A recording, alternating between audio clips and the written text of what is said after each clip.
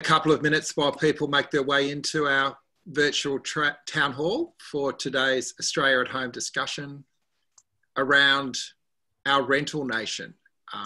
We're really lucky today to be launching a fantastic new report that Nick Dyrenfurth's written. Nick's from the John Curtin Research Centre.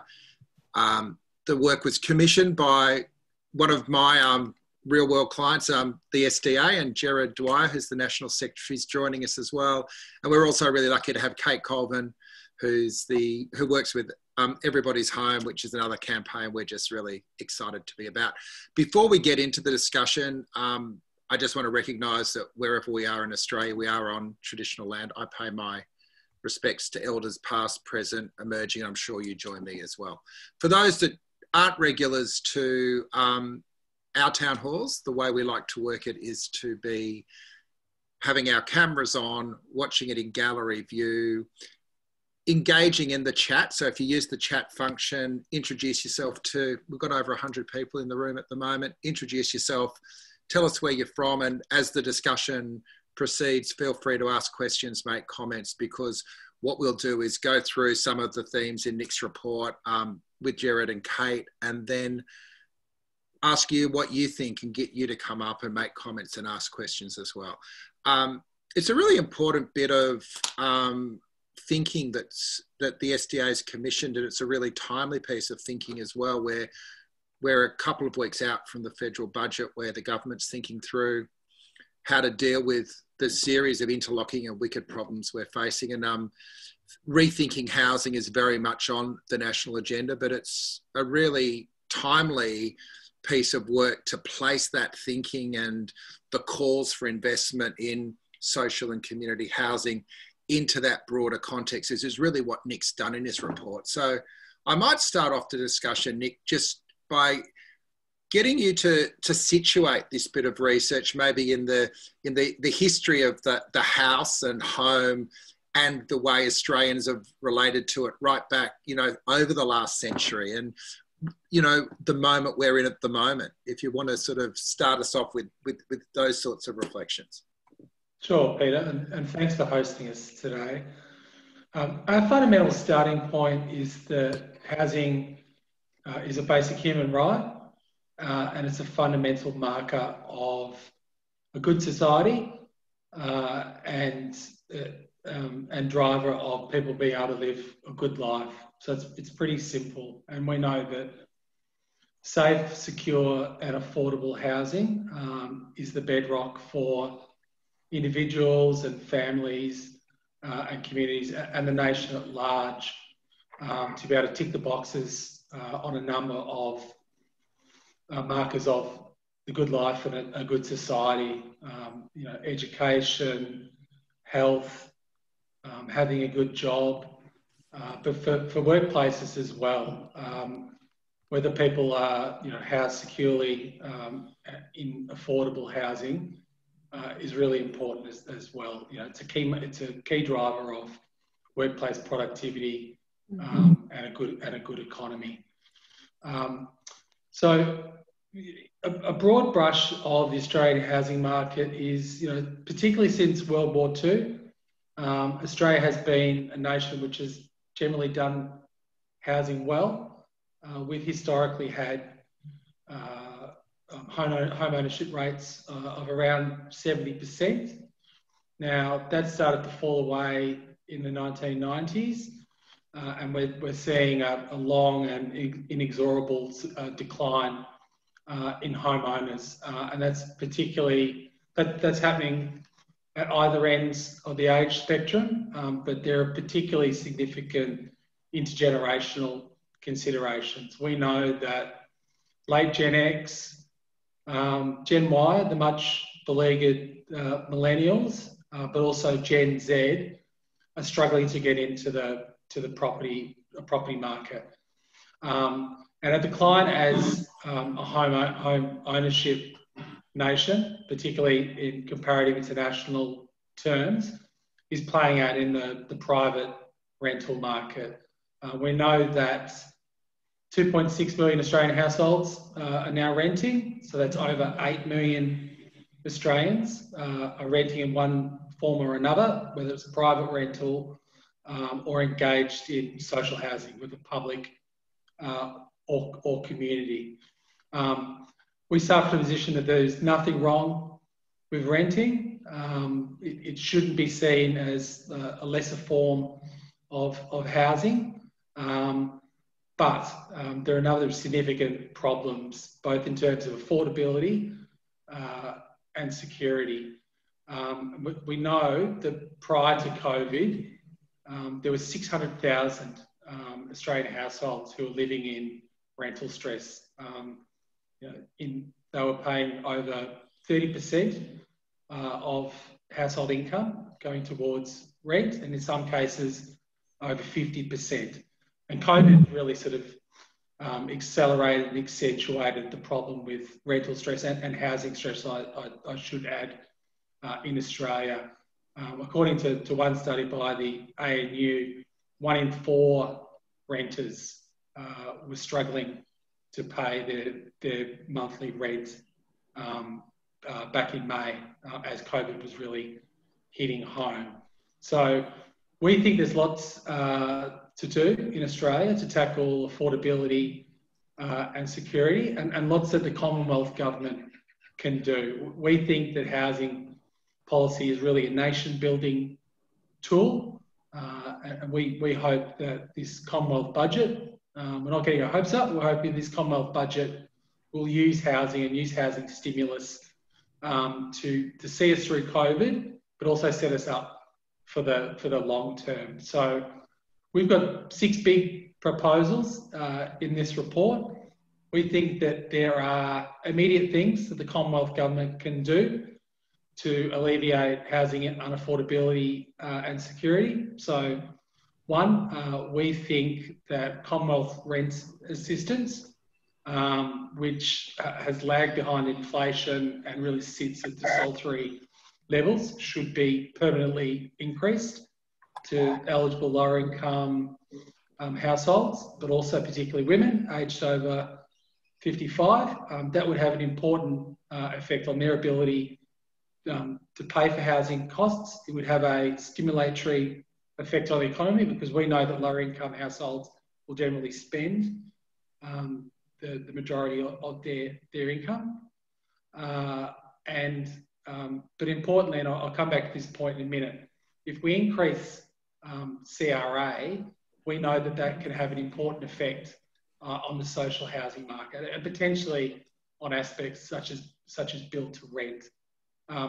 We also think, as an immediate step, the government should be extending and keeping in place the higher job seeker payments and not tapering off JobKeeper for many of the same reasons as an economic stimulus lever, but also to prevent people sort of falling into poverty.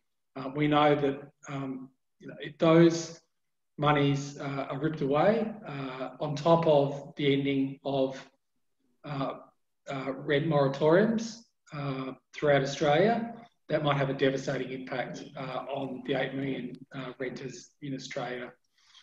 Looking long term, we think there's a really big role for the Commonwealth Government to step up in terms of national housing policy.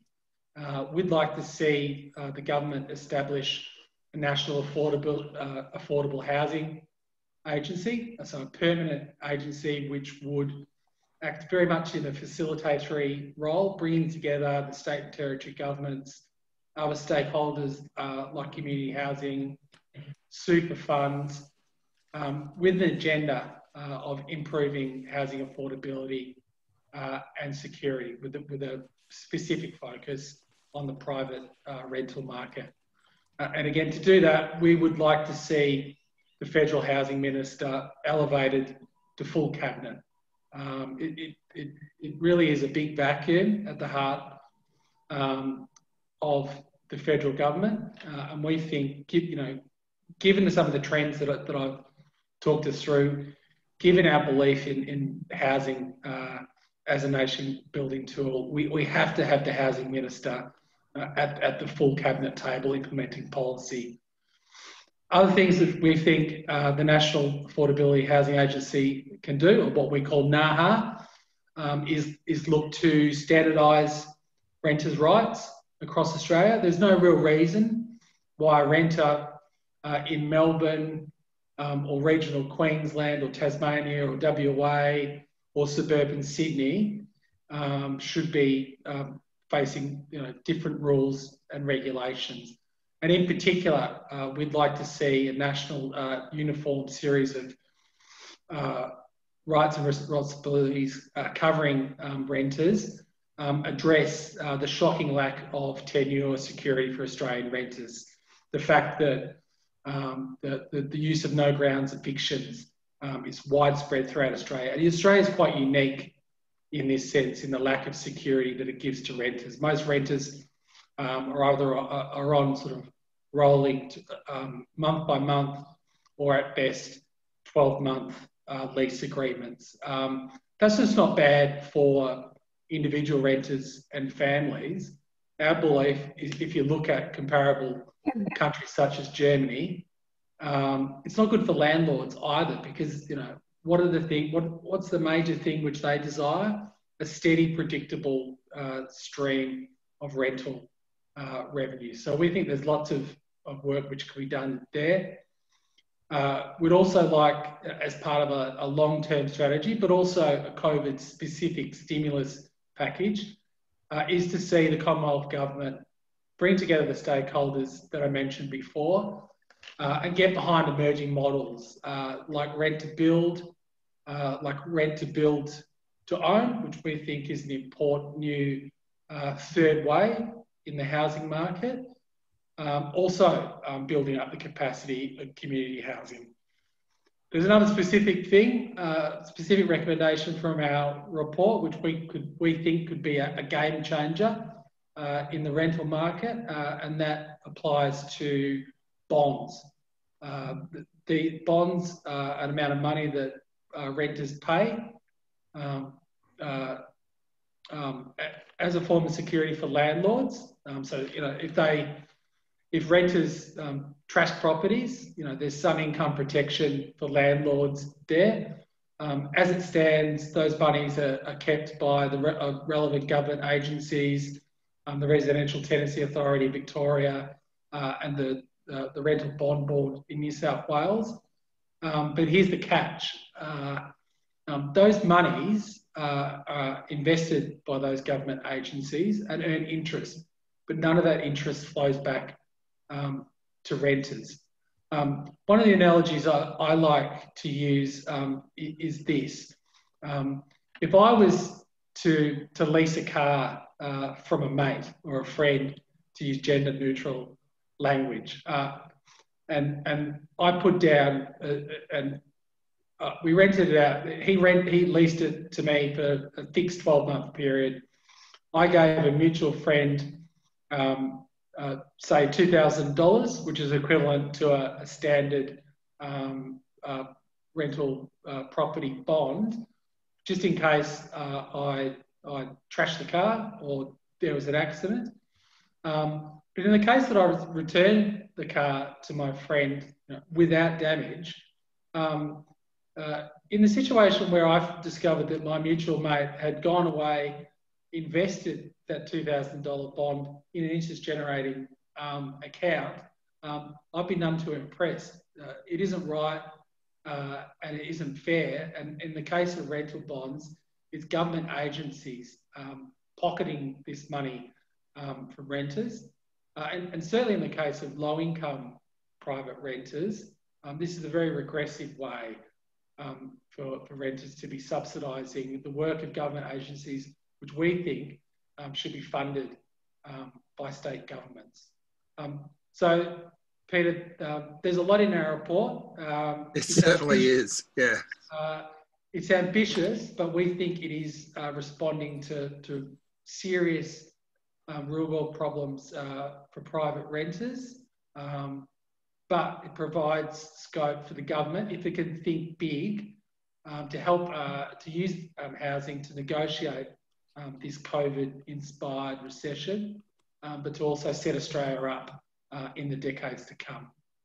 Great. Look, thanks for that overview. And it is a comprehensive report. And I've put a link to it in the chat and encourage people to read it. I think what I took away from your work, Nick, was that we've gone from a world where home ownership was the aspiration and the point of a lot of government policy to a world where we need to accept a reality that housing is part of our social infrastructure and it's more than just the economic unit that maybe Menzies built his great Australian dream around. So what I'd like to do is bring our other participants into the discussion and then encourage people to keep asking questions. There's a few of them already coming up in the chat, and we'll come back to people that have got questions to ask once we've heard from Gerard and Kate. So let's move to Gerard. Look, thank you for your time today, Gerard. And my first question, I think, is what the thinking, it's not normally something you'd expect the STA to get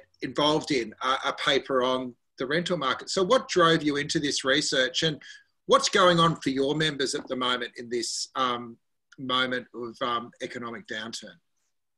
Well, I'll take the first part of your question in terms of why would the SDA be interested in this issue. Is it's clear to us as a union that represents a large number of low-paid workers, a large number of female workers, and a large number of younger workers. Those three categories are all facing housing stress at the moment, and particularly rental stress. An increasing number of our members are amongst that 1/3 of Australians that actually rent. And as Nick's pointed out in the research, the differences in this Australian jurisdiction to what renters are able to enjoy globally in terms of security is a huge difference. And it's something that we want addressed in a holistic approach to housing policy, not the sort of patchwork mishmash that we have across the country at the moment. The point is made several times in the report that housing is a nation-building project, and housing security, whether you own a property or whether you rent, whichever situation you find yourself in, access to secure housing is a fundamental right, and it's very much a part of the life that people can build for themselves. So it's very deeply tied with people's stability and also their dignity and self-respect. So for us, our members, the salt of the earth, we've seen what retail workers have done during the pandemic. And, I think people recognise now just the important role that our members play in serving the Australian community. Unfortunately, the housing situation in this country is selling them short. We've got young members coming through where the price of housing is putting home ownership beyond the reach of many. In fact, in amongst the low paid, beyond the reach of most. So it is a complex policy area. I think the report makes a significant contribution to unpacking some of that complexity and also providing some solutions, but also some ideas that are worthy of further examination. Nick's touched on the build to rent to own, which is particularly interesting and one that we'd like to see more work done on. But there's no offer of one of these being a silver bullet. Housing policy has to be looked at holistically. We want, as Nick said, to elevate the standing of that housing minister, and we want them to be in cabinet. We want this country to turn its attention again, like we did at the end of World War II, which was our last big challenge as a community. We want to see the nation building take place again in the housing space, particularly for the low paid. So coming back to our members, one of the seeds of this report were conversations with some of our members about having to face eviction, and not eviction in a sense where they've been kicked out for bad conduct or anything. This is the notice from the landlord saying, we've decided to bring the tenancy to an end. We're hereby giving you notice. And these people are trying to build lives inside communities. We've got kids at school. You've got friendship networks. You've got support networks that you've been building. And all of a sudden, it's just turned on its head. Now, that's not a fair place for renters to be. We need to have security of tenure. Our current laws have not kept pace with the changes that we've seen in the housing market, and now we have almost a third of Australians renting.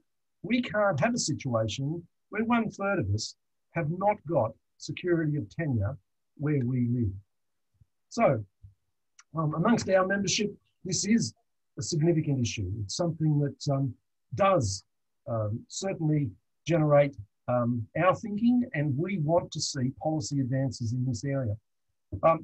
Pete, to take the second part of your question in terms of the impact of COVID in our sector, well, as you've seen, retail has been both at the front line of COVID, essential retail workers out there continuing to serve the community in high-risk situations, particularly at the height of the pandemic across the country and now continuing in Victoria in the second wave.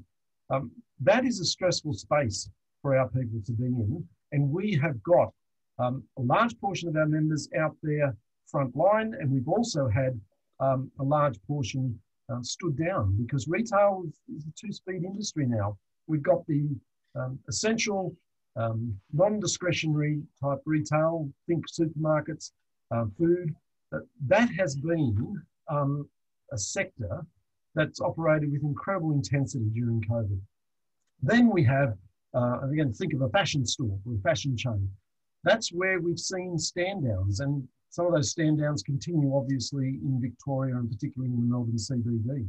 So we've had this sort of two-speed sector at work, but behind that, regardless of where people are, we've had an extortionate amount. The impact has been disproportional on women and on young people. A clear example is if you go into the supermarket sector, whilst it's not 50-50 in terms of gender balance, it's slightly in favour of female workers in terms of those that dominate. But those operations have continued, as I've said, and no job losses, in fact, extra hours, incredibly busy. Then go into the fashion sector, for example. In some of those fashion chains, you will have over 90% of the staff that are female. So when we talk about COVID having a disproportionate impact on women, for example, that's where you start to see it. Women have been stood down in greater numbers. Women have completely lost their jobs in greater numbers.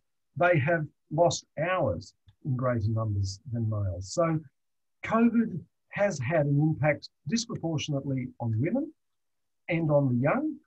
That is our membership, and the current state of the housing market and the rental market in this country is also having a disproportionate negative impact on both of those groups, women and I'll just sum up in terms of why we're in this space. It's very natural, Peter, for us to be in this space as a women representing a large number, union rather, representing a large number of women and a large number of young Australians. Thanks, Gerard. I'll bring Kate in at this point, and then I'm sure there'll be some questions for you as well in a little while. Kate, you've been the national spokesperson for the Everybody's Home campaign for a while. This is really interesting how what started off as really a discussion that started in the welfare sector effectively is moving across society. And it's great to have a union like the SDA and with Nick's research moving into the broad alliance that is calling for real action on this, isn't it?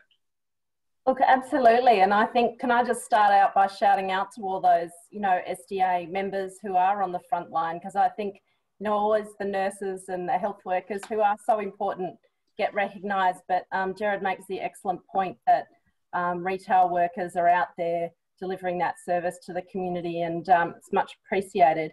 But I think one of the things that this really brings to the fore is that intersection of income and housing policy, and the importance of the federal government being so involved, because when COVID hit, all of those vulnerabilities in the housing market that we knew were there really were so exposed, and all of those renters who are in such a stress situation, so they had low savings because they're paying so much of their income on rent, who then lost hours, so that they didn't have that buffer of savings, which if they were paying cheaper rent, they would have perhaps had some buffer.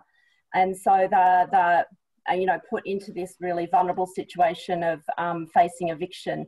And so that's sort of thinking through about where the federal government gets involved. That's why it's not just pulling one lever that can make the difference. I think in Nick's paper, one of the really important things about that coordination and making sure both the extra housing supply of social and affordable housing gets put into the market, so that changes like increased Commonwealth rent assistance don't just push up rents, but actually create more supply in their own way. So I think one of the things that we're really struggling with in this whole campaign is getting the federal government involved, but the report really highlights why it's so important to have the federal government leading this reform so that they can make sure that that supply part of the picture, which is so important, getting more rentals that people can afford, making sure that happens.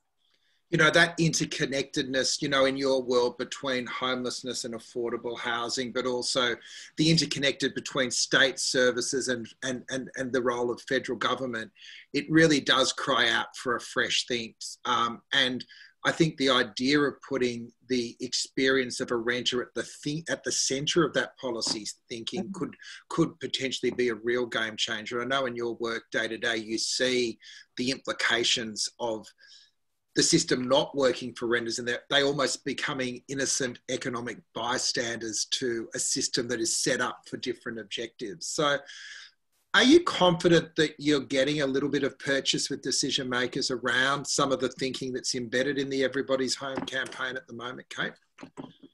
Look, absolutely, it's getting there's been so much mainstream debate recently about the need for social housing as stimulus. And I think, you know, ironically, one of the things that's really pushed that along is not just the need for investing in more social housing because it's the solution that's needed to respond to homelessness, but also because actually building those homes creates jobs in the construction sector, which, you know,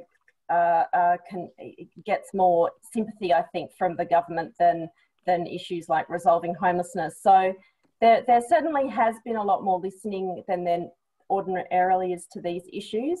And yet, you know, we're not there yet. So the budget comes down on October 6th. And there's still, you know, no guarantee that it will include either of the things that Nick mentioned that are really important, keeping the job seeker rate high and also investing in social housing. It's possible that neither of those important things will be included in the budget. And then we'll need to keep working together as the campaign and with people in the audience getting involved too, to make that change into the future. So do you want to just briefly outline the SHARP model that's being put forward? And I know the campaign's supporting, because it's a neat acronym and it's a really neat way of approaching social housing as stimulus as well, Kate. Yeah, so we work together with the Community Housing Industry Association and other peak bodies, National Shelter and Homelessness Australia, and put together this proposal, which is about moving quick on building 30,000 community housing properties that would be social housing, so rented at 30% of rent to the lowest income households. And that's about delivering to that need, which is increased supply of that kind of really low cost rental housing. But it's also about tapping into that vein about needing to create jobs. So that proposal is about delivering a short-term period of investment, and they're properties that could get built over the next 4 or 5 years. And it includes a few different waves of investment. So the first one is actually getting properties renovated, because there's a lot of social housing stock out there that was built back in the 50s, really needs renovation to either bring it back into use if it's fallen out of use, or to get it to a decent standard. And then the next wave is about getting construction projects that are ready to go, just getting them building with the investment that's needed.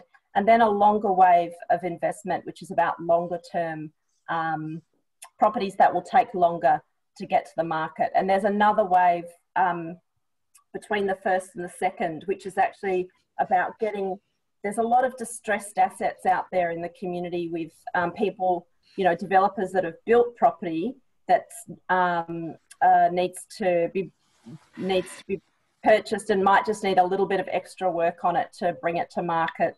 And so there's an opportunity to get community housing built or delivered through that mechanism as well. So it stands for the Social Housing Acceleration and Renovation Project. It's always good to have a good acronym. So if anyone's interested in that, we'll put the link to everybody's home in the chat as well. Joel Dynam, who runs Better Renting, had a question for you, Nick. So I'll call Joel up to ask his question. It was around the bonds idea.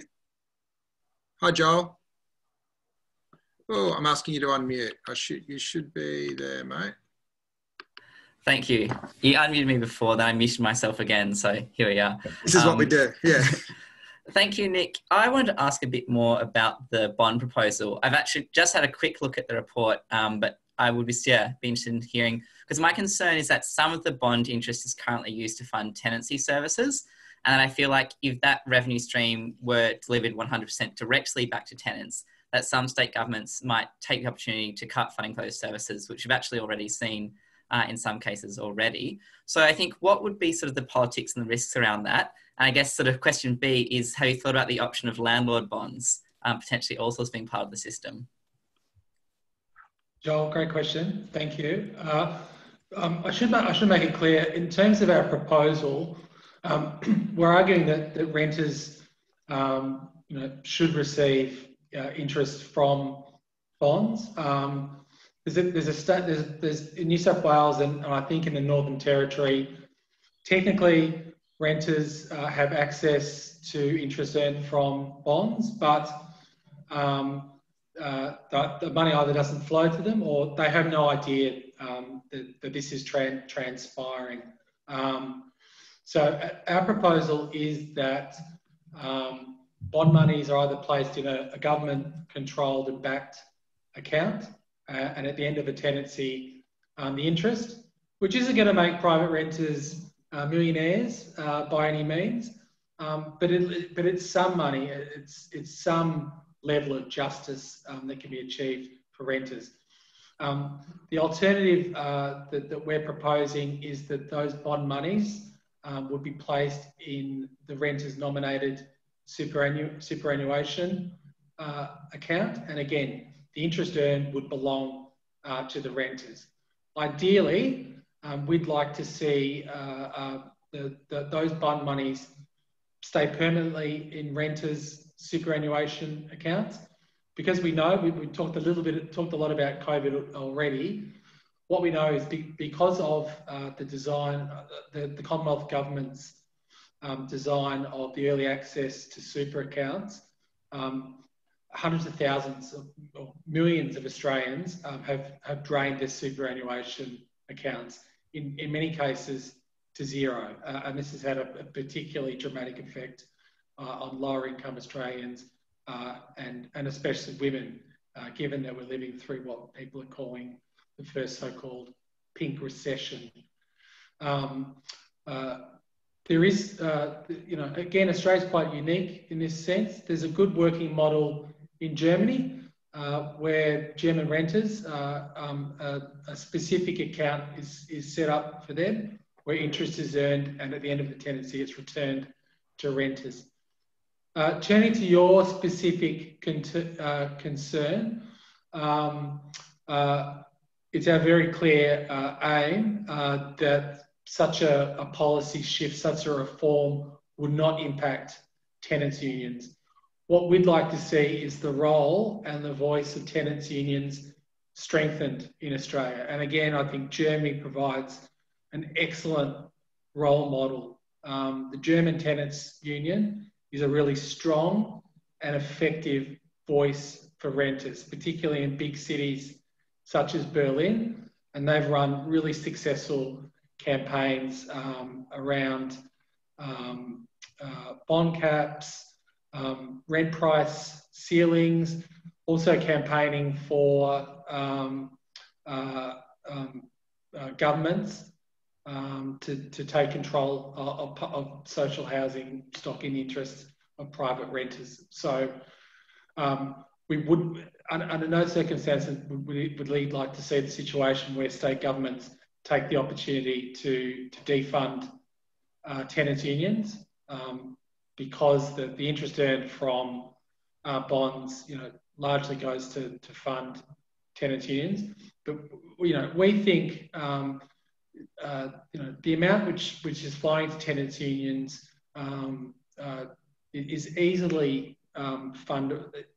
We can easily source funding from consolidated revenue. So just to set your mind at ease, very aware of the potential outcomes for tenant unions, and our proposal would see state government directly fund these organisations. But it is our very clear view that for the 8 million renters, which is now heading towards a third of Australians privately or renting in one shape or another, they should not be regressively subsidising services and essential services, which should be the core role of government. Thanks. I'm taking a punt here that Mel's going to come on and ask a question, but we'll see. There's been a lot of discussion in the chat around the build to rent models and whether they are, whether it just creates a new pathway to elite home ownership or if it's more democratic than that. Have you got are you up there, Mel? Would you like to sort of have a bit of a chat about that? Yes, I am. Thanks. Peter. I'm on the board of a medium-sized affordable housing association based in regional Victoria. So anyone in the industry will now know exactly who I'm associated with. I suppose we come from a perspective that we also need to grow supply. And that's partly what's affecting security, but there's a lot of legislation that affects security, but it's certainly what's affecting access and affordability. So I suppose I've moved a bit along the build to rent model, but because my belief is that that's what a lot of the affordable housing associations are doing. But what I'm interested in is the author's view about some of those initiatives that the feds are doing to try and increase supply, and I think NIFIC is probably the key one that springs to mind for me. But also, what mechanisms should the affordable housing sector, and I'm thinking partly CHIA and partly Power Housing Australia, what sort of mechanisms should we be advocating for, which actually pick up both those supply issues, but also actually pick up those human issues about access and security? Yeah, good question. I can see a lot of flurry of activity in the chat around build to rent. We think build to rent is a really important development. There is progress is far more substantial and deep-seated in places like the United Kingdom and America, and we think there's enormous potential here. What really appeals to us about build to rent is it ticks a couple of boxes. It ticks the supply of affordable housing, but also ticks the security for renters. It also ticks the security for landlords. Again, we think it's a win-win for renters and landlords, because what do they both have? What shared desire do they have in common? Secure, predictable rents, whether it's paying rents or receiving rents as income. The other aspect of build to rent and potentially build to rent to own is the long-term focus, bringing institutional investors, particularly superannuation companies on board, means that we will build better quality properties, and across a range of aspects. There'll be better amenities, better building and safety standards, but it's also importantly, in terms of climate and environment policy, the build-to-rent model with a long-term focus, single institutional investor, has the potential to incorporate high-quality environmental standards. That's just not just good for the environment. It's not just a feel-good issue, but you know, as our research shows, for a lot of renters, you know, they're existing in energy poverty. They're paying really high bills, and they're living in places which aren't environmentally friendly.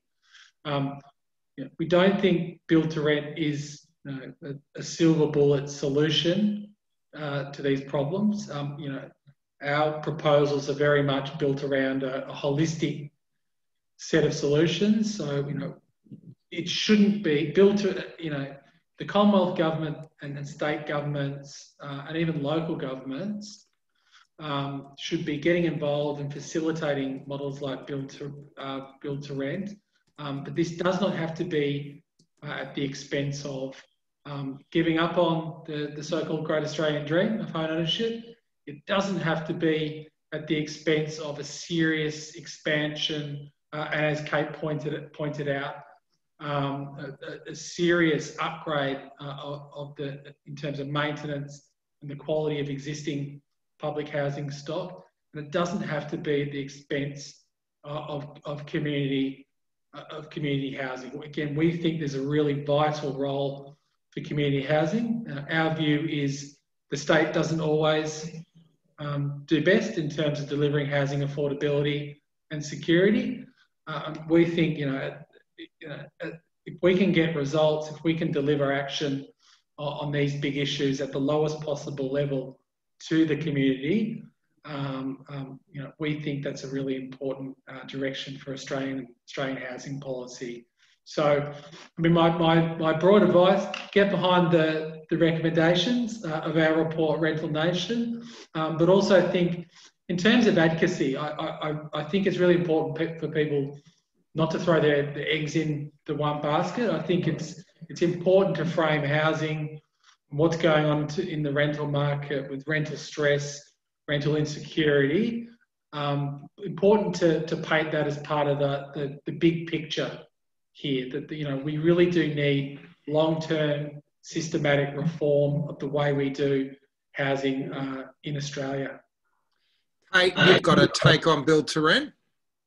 Yeah, look, I think it's what I'm hearing Nick say is like that we're talking about the overall system, and so there's a whole lot of interventions needed to fix the overall system. So you think the research says there's a shortfall in Australia of 433,000 social housing properties, and then when you add the need for affordable housing properties in, you've got a much bigger number than that. And so to actually fix that big problem, then you need these different set of solutions: investment in social housing, investment in affordable housing, and even solutions like build to rent. And I think that, I suppose the issue I would raise about build to rent is that I absolutely agree part of the overall picture when we're talking about the overall system reform.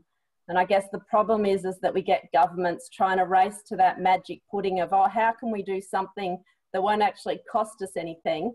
And sometimes that looks like, well, if we're only going to do one thing, why don't we do build to rent? And on its own, I think it doesn't, without a subsidy so that it becomes build to rent that's actually affordable to low wage workers.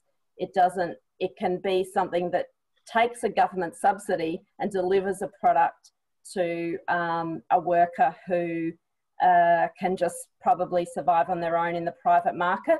But when we're talking about a whole of system reform, and if we had the whole picture that Nick's talking about of a national affordable housing agency with a minister and going, how do we make sure that every Australian is well housed in housing they can afford, that's not at the whim of a mum and dad investor who doesn't really, have a strategic approach to their investment, then we would have that whole set of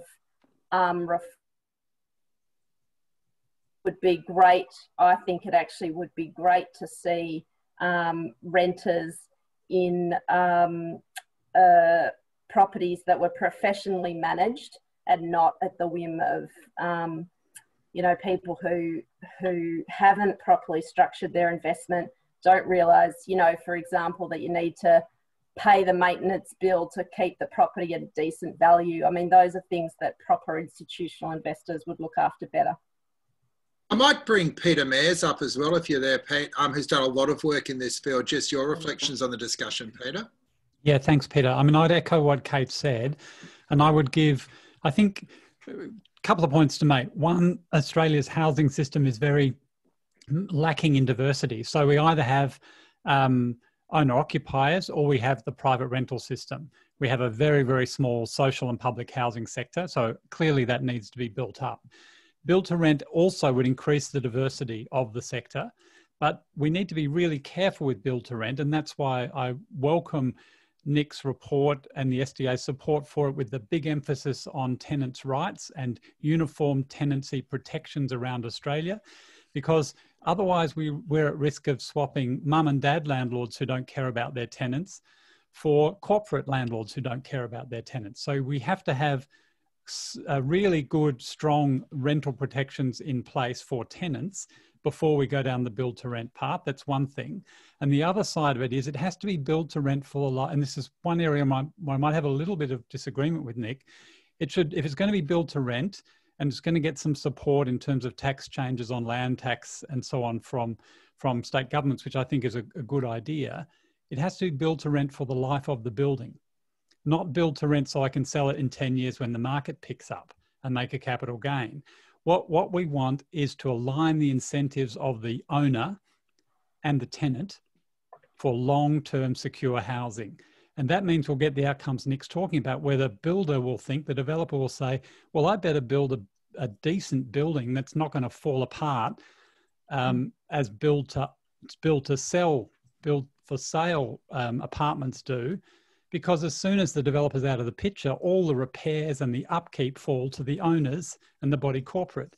Whereas if the developer is there for the long term, they have a real interest to build something for the long term, something sustainable, something that lasts. So I think build to rent is a good addition, and as the point's already been made, community housing is essentially a build to rent model. But it has to be done with the right settings in terms of tenants' protections, with the right settings in terms of life of the building, not some quasi-mixed model which corporates will push for to sell it as soon as the market is going to give them a profit. And it has to be, or it could be sold maybe, but to another owner who is going to be a landlord, not strata title. That's my point. Sold off to individual owners. And we can also use planning mechanisms and the support for build to rent to say there has to be a certain level of social and or affordable housing in these developments. So that they're not just kind of luxury condos, but they're mixed developments that help. And the other thing is that build to rent has to be adding to supply rather than bidding up prices for existing buildings. So that all those things need to be part of the mix, I think. Great, thanks, Pete. I'm going to give Nick a chance to respond to this vibrant discussion at the end. I just want to go back to Gerard. From your members' perspectives, I suspect that a lot of what we're talking about at the moment is how we make the sausage. But at the end of this, I think the interesting parts of Nick's report are around the enforceable rights that tenants and renters need to have a more secure lifestyle. So I wonder if you want to talk a little bit around that, Gerard, and how you can see this becoming an issue that, you know, your members would be exercised on. We know what happened last time when housing was in a federal election. It became all about the rights of people that make their money out of negative gearing. I'm interested in your reflections on how we can take what we're talking about to be a compelling proposition for the people you represent. Thanks, Peter. Can I just start with just reaffirming Peter's comments there in terms of starting with the rights for renters. And Peter, that's exactly how this report started. It was my first engagement with Nick was around improving the security for those who rent.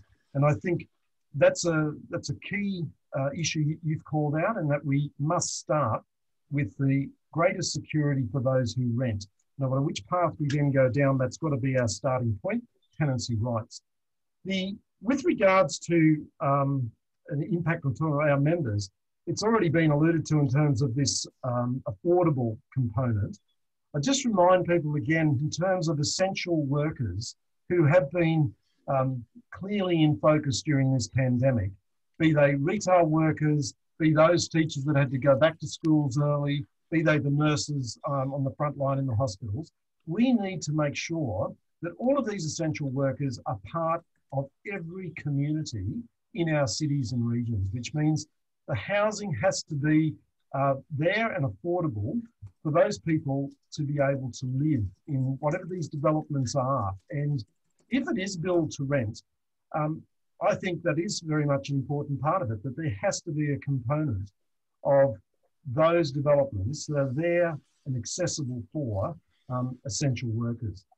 That then goes into, well, who's best placed to be part of some of these proposals? And again, just staying on build to rent, Nick's made the point about it being a single owner. Peter Mayers has made a good point, and it's got to be for the life of the building because, and I know Nick was exercised by this thought, how do we stop the churn and making sure that whoever that single owner is doesn't then cash it in and just become another form of landlord abuse on tenants. Well, when you think about the possibility of super funds coming into this space, they're a classic institutional investor that's looking for the long-term return, the secure, predictable return. And the other good thing is so long as we can get through this period when we've got a government that's trying to tear down our superannuation system, let's assume we can get through that. And as a community, we hold on to our world-class superannuation system.